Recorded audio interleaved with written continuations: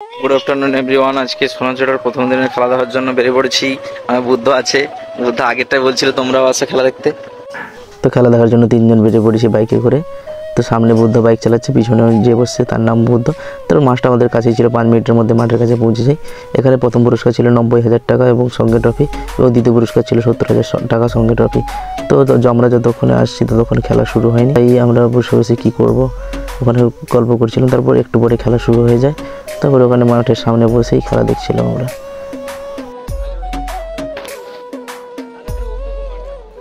তো বিকেল থেকে খেলা দেখতে দেখতে প্রায় সন্ধে হয়ে আসে। তো আমরা যেহেতু খাওয়া দাওয়া করে একদম এসেছিলাম, তাই সন্ধ্যের দিকে আর খেলা যায়নি। তো খেলা শেষ হতে হতে 10টা-11টা বাজবে, তাই আমরা এখন বাড়ি যাইনি, একবারে খেলা শেষ করেই বাড়ি যাব। তো পাড়ার সবাই মিলে বসে খেলা দেখছিলাম। তো দেখতে পাচ্ছ এখানে কতজন বসে আছে, আশেপাশে যতই দেখছো সবই আমার পাড়ার ছেলেরা বসে আছে। তো ওখানে বসে বসে খেলা দেখছিলাম।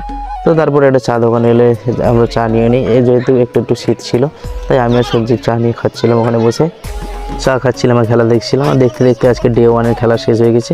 তারপরে সন্ধ্যেতে শম্ভুর বাড়িতে নিমন্ত্রণ ছিল, তাই ওদের বাড়িতে কার্তিক ফেলা হয়েছিল, তাই ওখানে খাওয়ার নিমন্ত্রণ ছিল।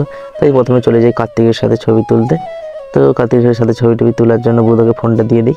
তো বুদ্ধ ফোনটা নিয়ে আমার ভিডিও করছিল, তারপরে চলে যাই খাবার দিই। জয় কার্তিকের ঠেক মঞ্চ।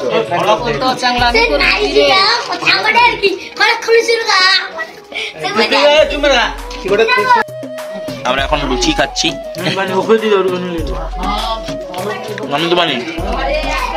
Hello guys, this is called কলা।